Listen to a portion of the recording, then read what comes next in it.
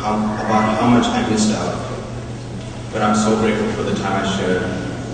We all know Apachin lived his life to the fullest, leaving behind a worldly life at such a young age and setting apart his life to God. And because of his choice, we as a family are all so blessed. Someone once said, what we once enjoyed, we can never lose. All that we love deeply becomes part of us. An unknown author once said, to the unbelievers, death is the end. To the believers, death is just the beginning. So I stand here proud to say that he is my great-grandfather, and I'm happy that Apachin is now with the one he dedicated his life to. Apachin was the first person from our family to come to America, and he waited for us. Now he is in heaven, and is again waiting for us to be there with him. I have so much more to say, but I'm going to conclude here. We miss you, Apachin, and we will see you again. God bless you. Praise the Lord. It is said that the first impressions are the best, and that's just what happened to me almost 16 years ago on a Sunday morning in April of '96. The first hug, even before the word was said, that itself sealed the deal. And from that day on, every time we met, that was the first things we would exchange.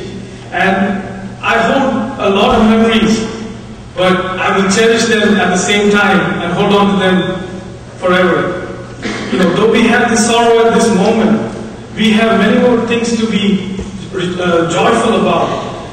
The very life of our Apachin.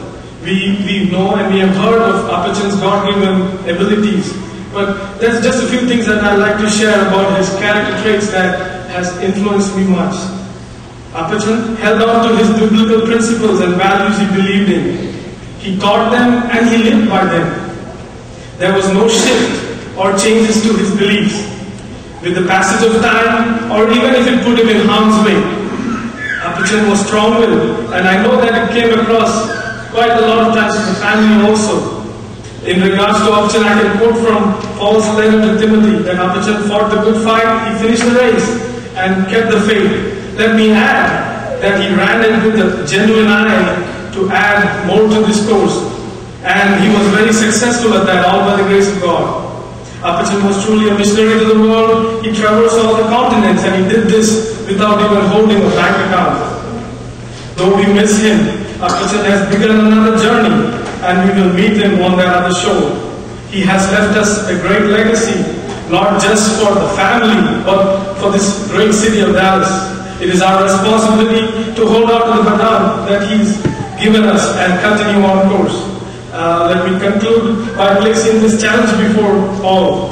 Let's put aside all and refocus onto our common goal and mission that was laid down for us through Christ in his last instructions for his disciples. It was an honor and a privilege to stand before you this evening and talk about our Apachin. On behalf of the family, I thank you for your prayers and support.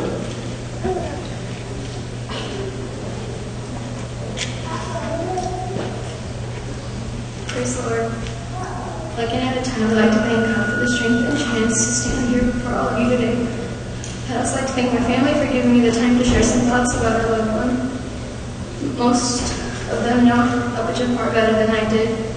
Many of you here have known him for twice as long as I did and shared so many wonderful experiences. Even though we can't hear what everyone has to say, I still thank you all for your presence here today. The sheer number of people in attendance, as well as those who have been visiting Apachin over the past few years, and those who have been showing their love and support to us in the past week, is a true testament to the impact Apachin had both near and far. God knows I'd be lying if I said I always understood that impact. I didn't grow up fully aware of who my grandfather was, but today I stand before you fully aware and appreciative of the fact that for 21 years I was in the presence of greatness. Growing up, I only observed Apachin from a distance. He was strict. He never showed much emotion, and he had a commanding presence about him. When he walked into a room, we all stood up, and we stood that way until he first took his seat. He was also extremely tender-hearted. Before the start of every school year, all of the grandchildren go to him, and he individually blesses each one of us. Before my first semester of college, I spoke to him. And he told me, "Nee kodesh torangan